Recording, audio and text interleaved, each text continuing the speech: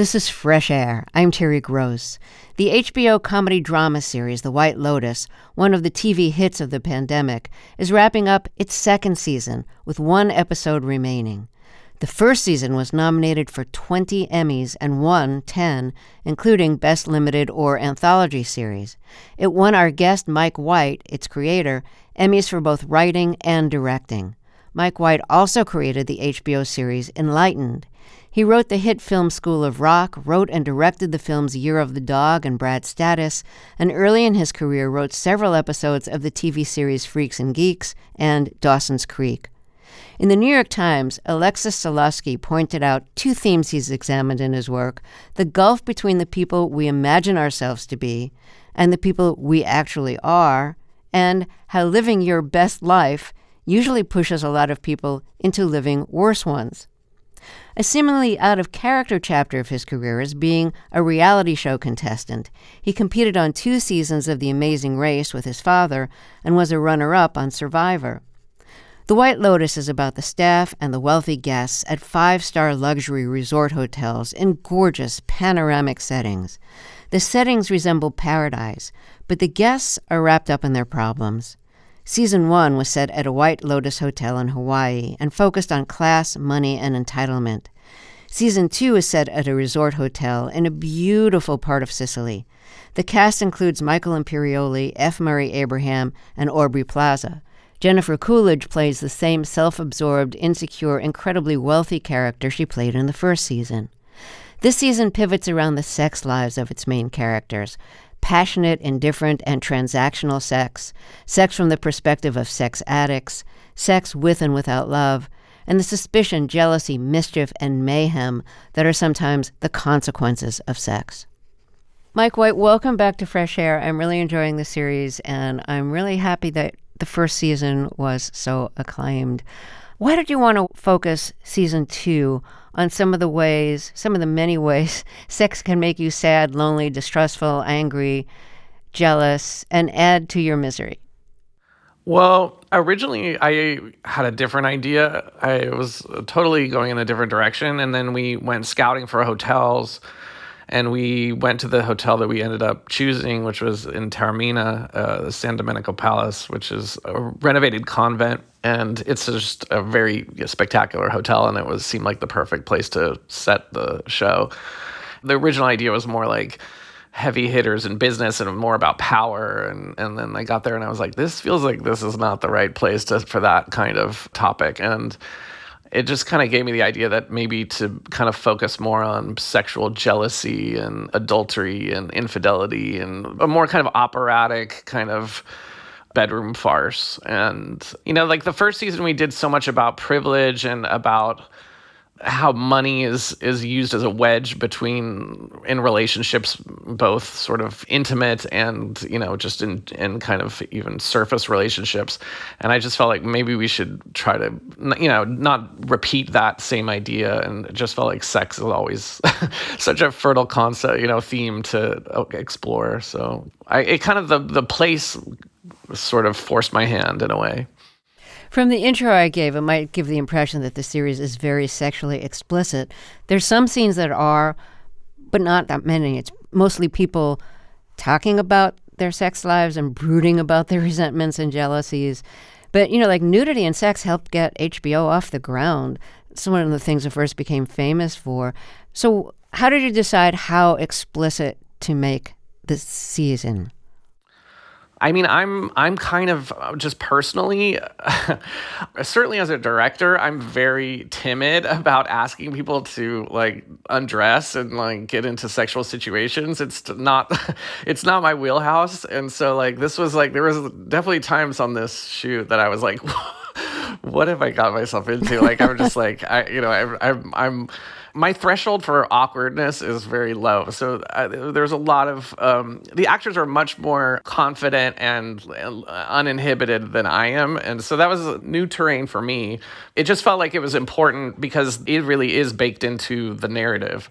So, it's funny though, how now that the show is airing, how how much you realize, like a graphic sex scene or a sex scene that kind of is titillating for various reasons does just spike and generate interest in in the populace, for better or worse. I don't know what that says, but it definitely feels like, as far as like online chatter and just general, like, I don't know, excitement around the show, it's funny how certain like sex scenes have like galvanized interest in the narrative of the show.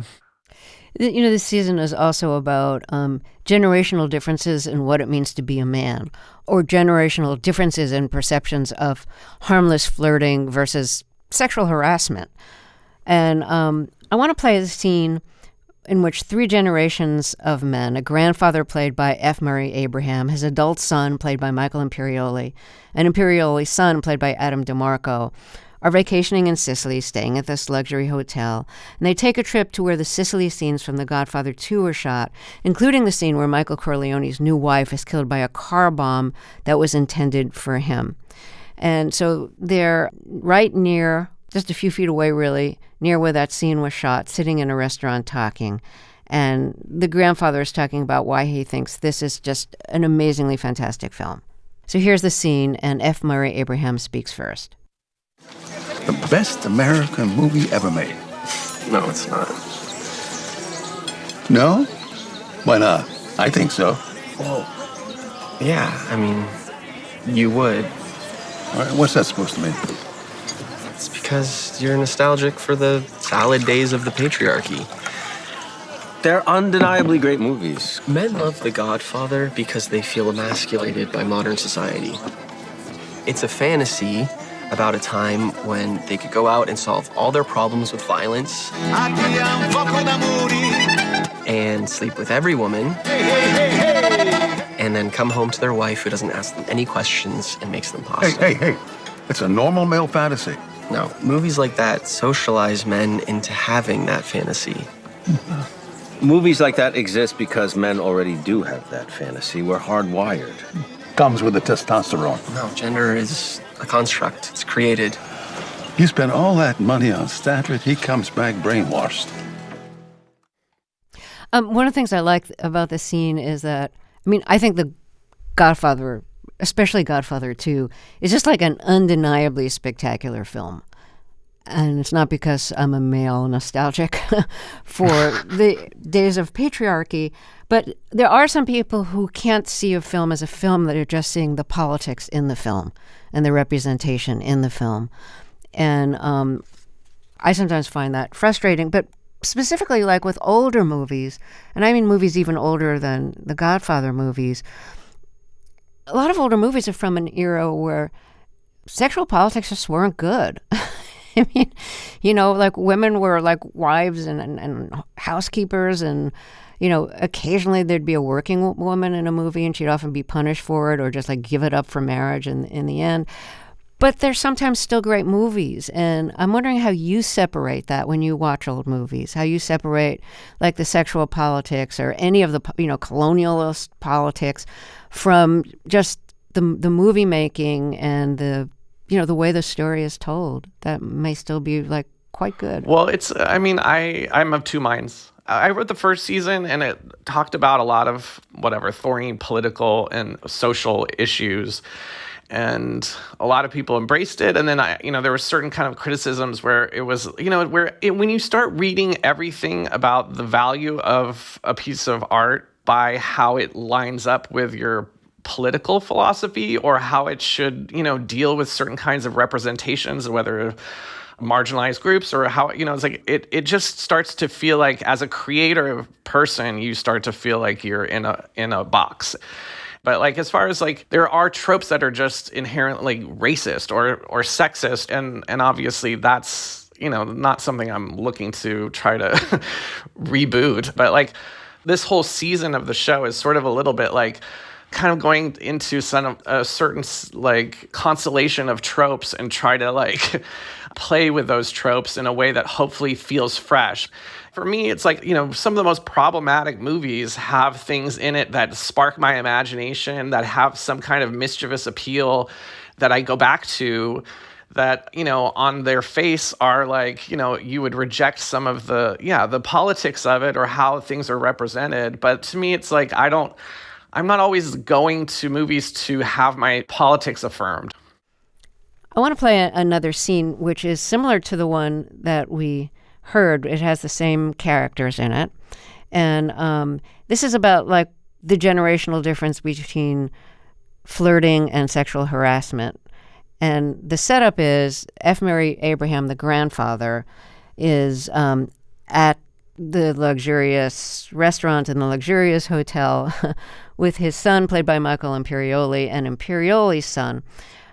So the grandfather, F. Murray Abraham, starts flirting with the young, attractive waitress. We just flew all the way in from Los Angeles just to be here in Sicily because we are Sicilian. You Sicilian? Yes, from Catania. Ah, you married? Dad, why don't you let her put our order in so I can get a drink? My son is a big muckety-muck in Hollywood, so he's very impatient. I'll bring you your drinks. Thanks. Sorry. Thank you. Dad, you gotta knock it off. Oh, what's the problem? What are you doing? I mean, what's the point? Flirting is one of the pleasures of life. Do you actually think you have a chance with any of these women? Oh, don't be rude. I'm just saying, you're 80 years old. Oh, I'm still a man. And I get older and older, but the women I desire remain young. Natural, right? You can relate to that. Natural, right? You must have seen flirtatious behavior where you're really embarrassed for the older man and uncomfortable for the younger woman. The man who thinks, flirting is harmless and it's charming and adorable, and the younger woman who feels like really, annoyed or harassed by it. Well, I actually have had that with my own dad, who's gay, and we went on a trip. We had a similar trip to Sweden. His roots are Swedish, which I guess are my roots too. And he would still say stuff like, "Oh, that guy is really handsome," or so, I don't know, or I could tell he would be sort of, find some guy attractive and then start having not necessarily flirtatious, overtly, but not maybe as bad as what Bert is doing, but something about it. I think that seeing yourself in that, and then you're also your dad, and he's 80 years old, you're just oh, please. It's I don't know. I revert back to the 12-year-old in me where I'm please do not embarrass me, Dad. So, yeah. So I think I can relate to the part where it's just you don't want to think about that side of them, and you also don't want to think that at a certain age they're still feeling that way or still having those desires that you see in yourself and want to try to disown. So it's I think there's just so many layers of wanting to be more than just having those base instincts, and then also wanting your parent to even more so live up to that, and they never do. And also feeling that person is blind to the reaction they're actually getting. That they're so... Right. And also it's the guy who, was handsome and was able to get women at a certain age and still thinks maybe he still's got that charm and still has a chance. So I want to confess, I started watching season 2 of The White Lotus after the first episode. So then I went back and watched the first episode to catch up, and was surprised to find that in the opening scene, one of the characters, after talking about what a great vacation this is, what a perfect setting, what a perfect place, goes into the ocean for a swim, and shortly after leaving the shore, sees a dead body. It turns out there's several dead bodies floating in the ocean. So after the first scene, this is in part a murder mystery. And you said before, because the first season is like this too, where that there's been a murder, but you don't know who's behind it, that it keeps people watching. Once there's a dead body, you have to find out who did it. But you must be laughing about that too, knowing how you're intentionally using that as a way to keep people watching. I've been making stuff for a long time, and when that first season became such a kind of, water cooler show or people were talking about it, I was oh, actually, Had I only known, if I'd put a dead body at the beginning of Enlightened, maybe people would have watched Enlightened. I don't know. Like, you realize these kinds of hooks, like, do actually get viewers. And hopefully you can, still try to, it's like, that is not what drives me to make this stuff, but I do, I enjoy it when people see it and are engaged in it. So it felt like obviously that device did work the first season. And as far as the second season, I was, since we're doing a new hotel and new actors, new characters, it was like, well, what is White Lotus as a franchise? And maybe this device is a part of it, which is just feeling like there's going to be, there's something, it's building to a kind of operatic or, tragic ending for one of these characters. And clearly it definitely, just based on like online chatter and just friends and different people, it feels like it clearly is something that drives interest in the show. And hopefully, people will decide at the conclusion whether it's satisfying or it feels just devicey. But at this point, I'm excited about the finale. I do feel like it sort of feels like there's a justification for it. But yeah, it's not really my natural wheelhouse, but as somebody who's been kind of working in the margins, like, it is kind of nice to have viewers.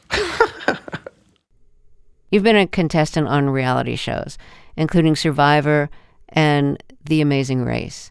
And in a way, part of the White Lotus is like Survivor in the sense that people are going to get, voted off the island, or in this case, like murdered off the island, and it literally is an island that it's set on.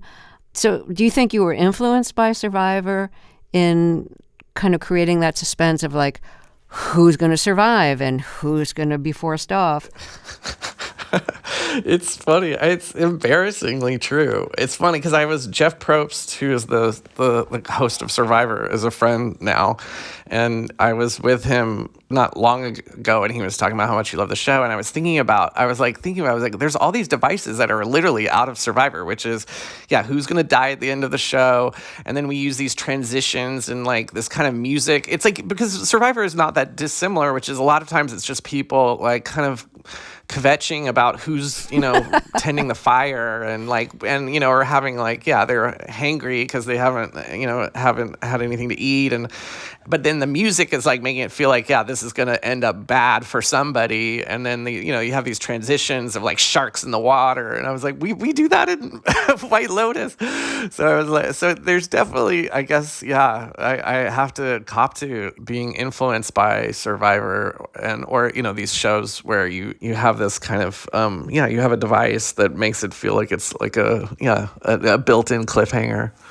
You made a half-joking reference to Fantasy Island in an interview, saying that your series is, in a way, a version of Fantasy Island. And Fantasy Island, for people who don't know the series, was, a comedy series.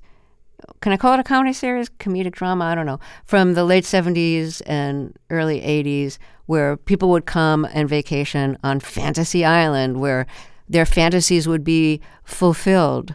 And it was such a formulaic show. I mean, it was kind of hilarious to watch because it was apparently a fail-proof formula, but, just an unembarrassed way of fulfilling the formula week after week. So tell us why you made that comparison. Well, the truth is, I grew up, I'm definitely the Fantasy Island Love Boat generation, or I was probably 10 to 13 years old when they were kind of their heyday. And I love those shows. And my other favorite show was Laverne Shirley, which was the same time. And I was like, okay, because the two prostitutes in this show, I was like, there's something very Laverne and Shirley here of these girls, like trying to because Laverne and Shirley were always trying to break into the the party that they weren't invited to. And, they were kind of these like underdog working class girls.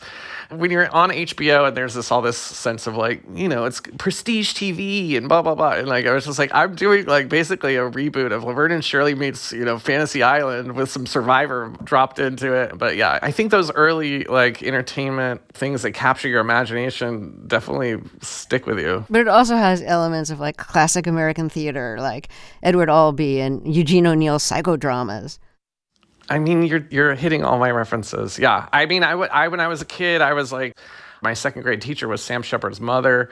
And so I got Buried Child as a script and then started reading Who's Afraid of Virginia Woolf? And I bought I was 10 years old. I had the record of Uta Hagen doing Who's Afraid of Virginia Woolf? And I would follow along in the book of it, the printed play of it. And so, rich people ordering drinks and getting drunk and starting to have arguments and when I was young, I felt like that was the pinnacle of sophisticated art. I mean, I was growing up in this religious community in Pasadena. It was just I just felt like that was that's what high art was. That's what high society was. So I'm still working through that, I guess.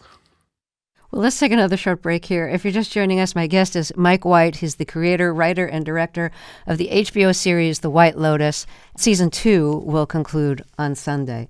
We'll be right back after a short break. I'm Terry Gross, and this is Fresh Air. Let's get back to my interview with Mike White, the creator, writer, and director of the HBO series The White Lotus. Season 2, which concludes Sunday, is about the American guest vacationing at a luxurious hotel in Sicily. The season's focus is on the characters' sex lives and how sex is leading more to unhappiness than fulfillment. Season 1 of The White Lotus was nominated for 20 Emmys and won 10, including for Best Limited or Anthology Series. It won Mike White, its creator, Emmys for both writing and directing. Mike White also created the HBO series Enlightened. He wrote the movie School of Rock and wrote and directed the films Year of the Dog and Brad's Status. Your father, who we've talked about before on the show, was an evangelical minister and ghostwrote memoirs for such homophobic evangelical leaders as Jerry Falwell, Pat Robertson. And then your father came out and became a gay activist. You were 11, I think, when he came out. You had mentioned that because you grew up in a religious environment, you were basically taught that expressing sexuality was kind of a sin. Can you talk a little bit more about what you were taught about sexuality in that environment, both by your parents and by school? I don't know if you went to a public school or an evangelical school, but I know you went to a religious camp. Was it like a Christian camp? Well, I mean, from my actual parents, I don't know if it was talked about too much. Once I realized my dad was gay, and I found out he was gay prior to him coming out to the family, just because he'd had a lot of therapy and kept all these notes about the therapy, and I stumbled upon that and realized that this was that there was this whole other side to him and what was going on. I was just always taught that within the greater community that my parents were a part of, that, sex was, mostly sinful and kind of unspeakable. And it was, it was something that everybody kind of kept under wraps. I went to a secular school, and so I got more of a sense of, it rounded out my perception of sex. But the truth was, movies were the way that I got my education on sex, for better or worse. We had cable, or an early form of cable in our house in Southern California, and they had Z Channel, and late at night I would turn on movies, and I started seeking out information on my own. You mentioned that you found out your father was gay before the rest of the family knew, because you stumbled on his papers and read that. And so what happened? Did you ask your father to explain it to you? Were you upset by what you'd read? You were 11. I don't know how much you understood what you were reading. Well, my mom, I didn't find out before my mom. My parents were earnestly trying to go through the fact that my dad had these gay leanings or desires together, but I knew before my sister, and certainly before they told people in their kind of social circle. When I was young, it felt like such a betrayal, because I kind of kept it to myself for a while, and then finally it came out that I knew. And it was a very tortured time, because my parents couldn't provide any solace for me, because it was still so confusing, and they were so tortured over it themselves. And so But it was weird. I accepted it sooner than he did. Like I like, it didn't bother me so much that he was gay, like the actual fact of him being gay. It was just more how it was going to impact our nuclear family and all of that. Everything is embarrassing, and that's just another thing. But it never felt like any more particularly embarrassing than just the fact that my, parents had sex lives at all. What was your father's reaction when he realized that you knew and that you had read things that were meant to be private? I think it was, oh man, my dad was, he was going through electroshock therapy. He was going through he so earnestly did not want to leave the family. He did not want to be gay. It was very painful for him. So it was hard to, be mad at him, and it was hard to, it's like he was upset, and like, and he, it was all very sad. It ended up, my parents have a great relationship. They soon had everything kind of worked out in a way, but it was, there's years of a lot of like painful transitional process.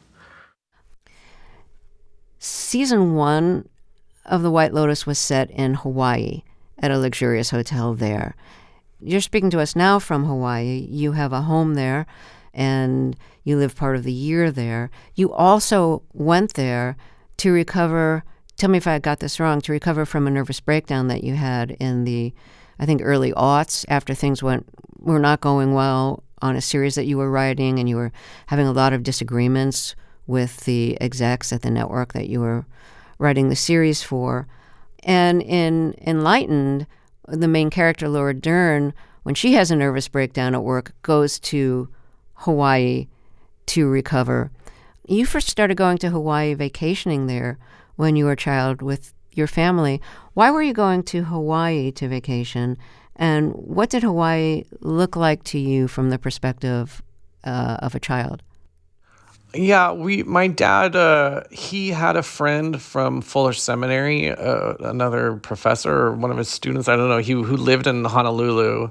And this guy had children the same age as my sister and I. And so that was our first trip there. But yeah, when I was young, it was the first place that I had been that wasn't home.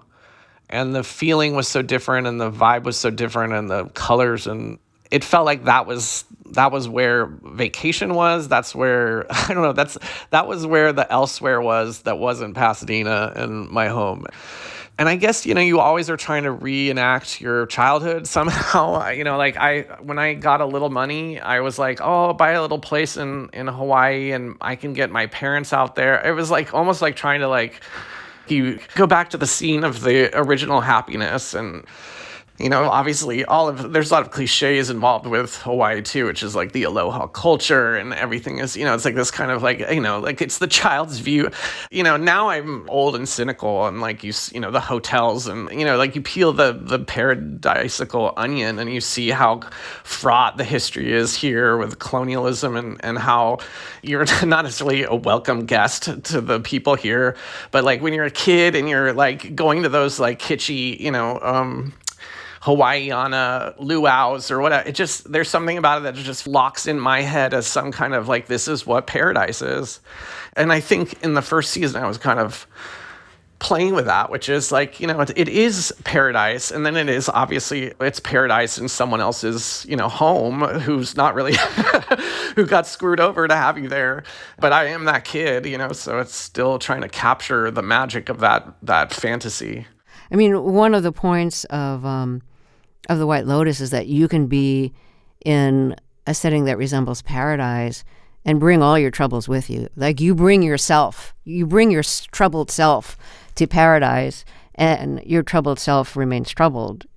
And I'm wondering, having lived in LA and lived in Hawaii, is being depressed in a paradise-like setting any better than being depressed in a suburb or a city, in Los Angeles? Well, the thing is, I think the show tries to get at this a little bit too, in just a macro thing that when you're wealthy and you don't have situational problems that have to do with money, then your problems become existential. It's just like you have all of the tools to like figure out your life, and you can't figure out your life. I think the same is like in the setting. So it's like if you're in some gloomy urban dystopic spot, you can always say, oh, it's my surroundings that are making me depressed, or this. It's like, but if you're in paradise and you feel like something's missing, or you're melancholy, or you're tortured, it's not the ambient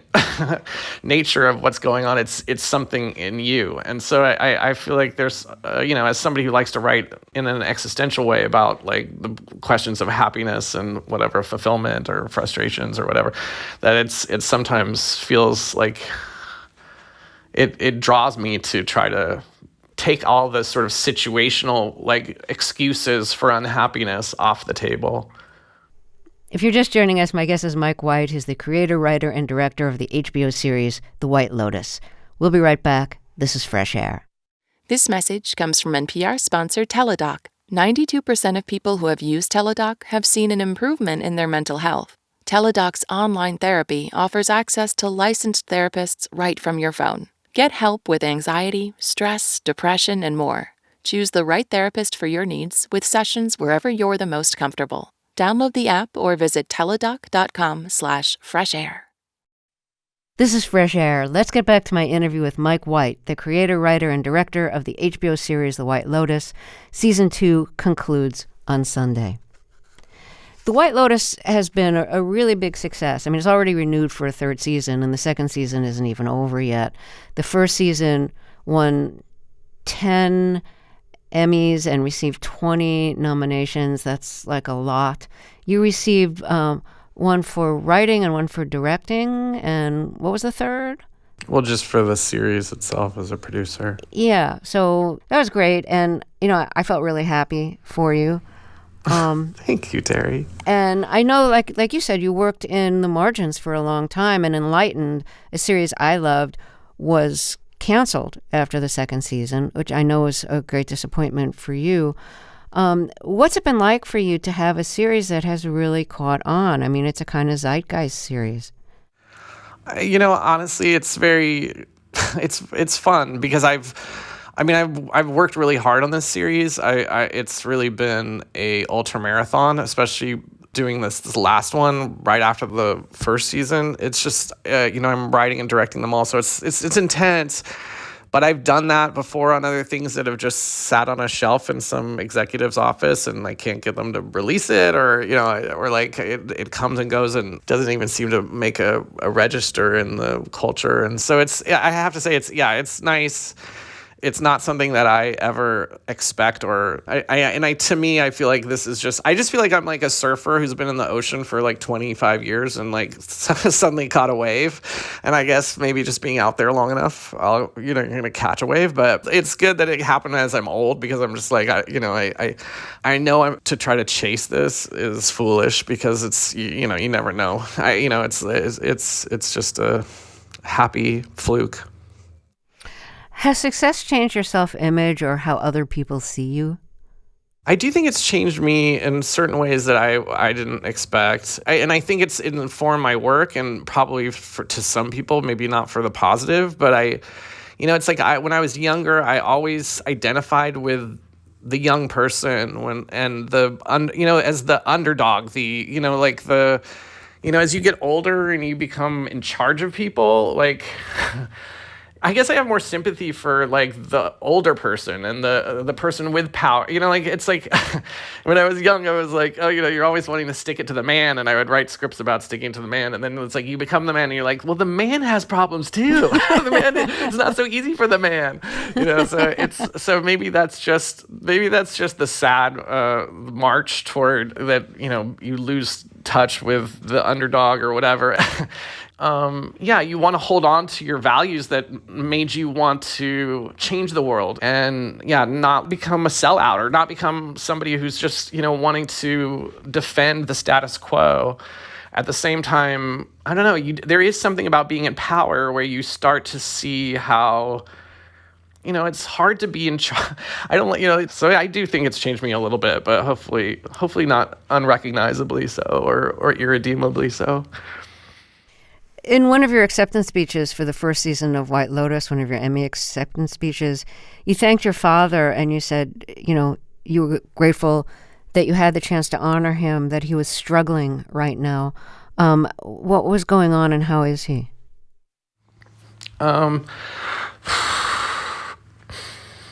Is it okay to ask? Yeah, it's okay. I actually wanted to tell you is that, my dad has Lewy body dementia and he has Alzheimer's and he's in a really bad shape. Like he can't stand up, he can't walk, he can't roll over in bed. His brain is still there. You can talk with him, but he gets confused a lot, and he's not the person that he was. It was crazy because a year ago I went on a trip with him to Sweden when we did the trip that they did in the show, and within a year it's like he's like, yeah, he can't do anything. So that's distressing. But I always remembered us going onto your show, and he was so proud of that, and so I did want to bring that up just because it's something that, my dad always wanted, he wanted some kind of public approval, and him being gay and being seen as like a good person. Or it was funny how being on Amazing Race together, he got certain things out of that show that he wasn't even able to do in all these years of activism, because people saw him as, like a good dad and a funny guy. And so when we went on to your show, which he's such a fan of yours, that it was a cool thing for both of us. Does he have any sense of the success that you're having? Yeah, for sure. I brought one of the Emmys down and we left it with him, and he's so proud, and it's like I've been away for the last year because I've been shooting in Italy, and like my dad was always, he loved, it's like he loved me going off and achieving and being able to have, the natural parental bragging rights. But now in the last year, what he wants is just for me to be with him. Yeah, of course. And so it's I feel like I've spent my whole adulthood trying to impress my dad by, going out and making things, and obviously it wasn't just for him but for me too. And then like now it's like I think he just wants me to be near him. So do you want the series to be renewed? Like, do you know if you want to do this again, especially given the circumstances that you're describing with your father? Maybe you don't want to tell all of us that. Maybe that's a conversation between you and executives at HBO.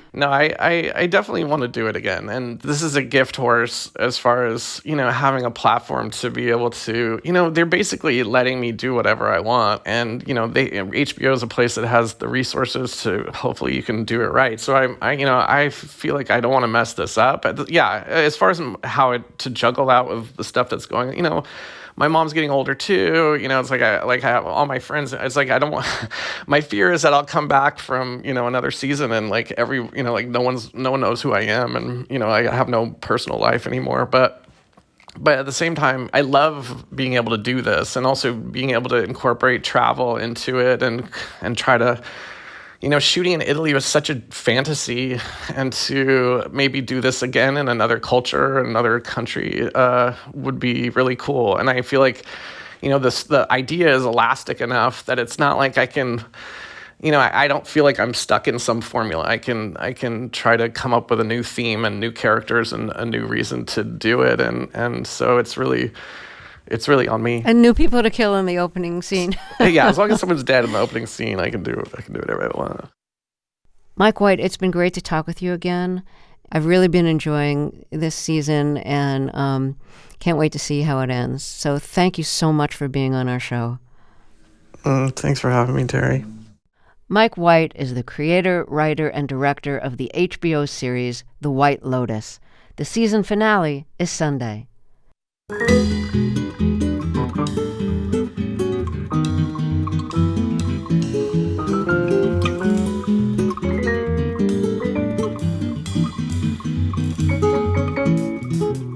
Fresh Air's executive producer is Danny Miller. Our technical director and engineer is Audrey Bentham, with additional engineering today from Charlie Kyer. Our interviews and reviews are produced and edited by Amy Sallet, Phyllis Myers, Sam Brigger, Lauren Krenzel, Heidi Saman, Teresa Madden, Anne Rebo Donato, Thea Challoner, Seth Kelly, and Susan Yakundi. Our digital media producer is Molly Seavey Nesper. Roberta Shorrock directs the show. I'm Terry Gross.